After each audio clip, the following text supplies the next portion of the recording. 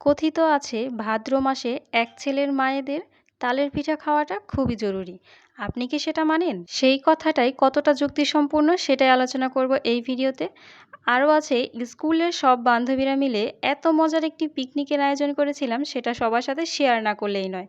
চলুন তাহলে আজকের ভিডিওটা শুরু করি। হ্যালো এভরিওয়ান, আসসালামু আলাইকুম। আমি Fatema Farin from Fatema Farin blog page থেকে বলছি। নতুন আরও একটি ভিডিও দেখার জন্য সবাইকে স্বাগত জানাচ্ছি। আমার বাবার বাসায় মস্ত বড় একটি তাল গাছ আছে। এই গাছটা আমার দাদা লাগিয়েছিল। এর পর প্রজন্ম ধরে এই তাল গাছটি এখনও রয়ে গেছে। আর এই গাছের তাল কতটা মজার সেটা আসলে আপনারা না খেলে বুঝতে পারবেন না, তবে দেখে অনেকটাই হয়তো অনেকেই ধারণা করতে পারছেন। আর এত বড় বড় তাল আপনারা হয়তো এর আগে কখনোই দেখেননি। আমিও কিন্তু আমাদের গাছের তাল ছাড়া অন্য গাছের এত বড় তাল এখন পর্যন্ত দেখিনি। তালগুলো দেখতে যতটা সুন্দর, খেতেও ততটাই মজাদার। অনেক গাছের তালও কিন্তু একটু তিতা তিতা লাগে, বাট আমাদের গাছের তাল কিন্তু নর্মালি এমনিতেই কাঁচা খেতে অনেক মিষ্টি হয়। আর এক একটা তাল থেকে অনেকটা পরিমাণে রস বের হয়, আর যেটা দিয়ে কিন্তু পর্যাপ্ত পরিমাণে পিঠা তৈরি করা যায়। তো আজকে আমার বাবার বাসা থেকে এই বড় বড় 4টি তাল পাঠিয়ে দিয়েছে। যদিও তাল খাওয়াটা খুবই ঝামেলার বিষয় বলে আমার কাছে মনে হয়। তো আমি প্রথমে তালের খোসা ছাড়িয়ে তালগুলোকে পানি দিয়ে খুব ভালোভাবে মেখে নিলাম। এরপর এই যে দেখতে পাচ্ছেন, এটাকে বলে তালচালা। আমাদের মানিকগঞ্জ জেলায় এই তালচালা দিয়ে তালচালা হয়। তবে আপনারা কিভাবে তাল চালেন আমি সেটা জানি না। আর এই তাল চালাটা তৈরি করে দিয়েছে আমার চাচা শ্বশুর। তিনি এটা কাঠমিস্ত্রি দিয়ে কাঠের ফ্রেম তৈরি করে মাঝখানে বাঁশের চালা দিয়ে এইভাবেই তৈরি করেছে। আর এটা দিয়ে তাল চাললে কিন্তু খুব ইজিভাবেই তাল চালা যায়। তো তাল চালার সময় আমরা সবাই মিলে একেবারে শুটিং ফুটিং করে দিচ্ছিলাম, যেহেতু আমরা 3 ব্লগার মিলে আজকে তাল চালতে বসেছি। বুঝতেই পারছেন তালের পরিণতি কী হবে। যাই হোক, তাল চালা তো শেষ হলো, এবার তালের পিঠা তৈরির পালা। তাল আর নারিকেল চালের গুঁড়ি দিয়ে তৈরি হচ্ছে তালের বড়া পিঠা। এই পিঠাটা তো খুবই জনপ্রিয়। এই পিঠা পছন্দ করে না এমন মানুষ হয়তো পাওয়া যাবে না। ডুবো তেলে মচমচা করে ভেজে নিচ্ছি তালের বড়াগুলোকে। যাই হোক, এবার বলি আসল কথা। ভাদ্র মাসে নাকি এক ছেলের মায়েদের তালের পিঠা খেতে হয়। এটা আসলে কতটা যুক্তিযুক্ত আমি তা সেটা জানি না, তবে আমি মন থেকে যেটা বিশ্বাস করি এটা আমার কাছে একদমই অযৌক্তিক। আমি মনে করি এটা একটা মানুষের বানানো একটা কুসংস্কার। তো আপনারা কি এই সম্পর্কে কিছু জানেন বা কতটা যুক্তিপূর্ণ দিয়ে বোঝাতে পারবেন? যদি অবশ্যই জানেন তাহলে আমাকে কিন্তু কমেন্ট কিংবা ইনবক্স করে জানাতে পারেন। আসলে আমরা হচ্ছি হুজুগে বাঙালি। আমরা যে কোনো কথার পিছনেই ছুটে বেড়াতেই পছন্দ করি।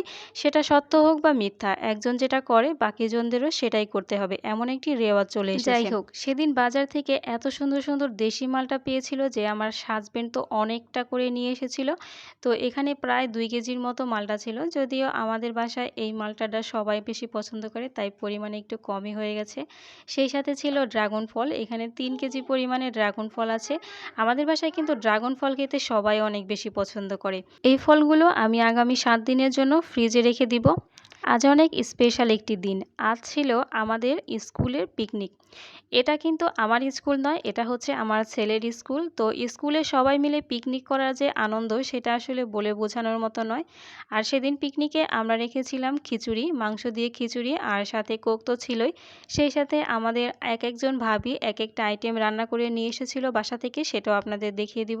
তো বাচ্চারা আসলে এত মজা করে খিচুড়ি খাচ্ছিল যে কি বলবো। এইসব বাচ্চারা কিন্তু বাসায় হাত দিয়ে কেউই খায় না, সবাইকেই তার গার্জিয়ানরা খাইয়ে দেয়। বাট এখানে এসে দেখুন সবাই মিলে আনন্দ করে সবার সাথে খিচুড়ি খাচ্ছে। আর খিচুড়িটাও মাশাল্লাহ অনেক বেশি মজার হয়েছিল। আর খিচুড়িটা কিন্তু বাবুর্চি দিয়ে নয়, আমাদের কোচিংয়ের এক ভাবি রান্না করে নিয়ে এসেছিল। যাই হোক, বাচ্চাদের খাবার পর এখন আমাদের খাবার পালা। এই দেখুন এক ভাবি আমাকে খুব যত্ন করে হাত ধুয়ে দিচ্ছে।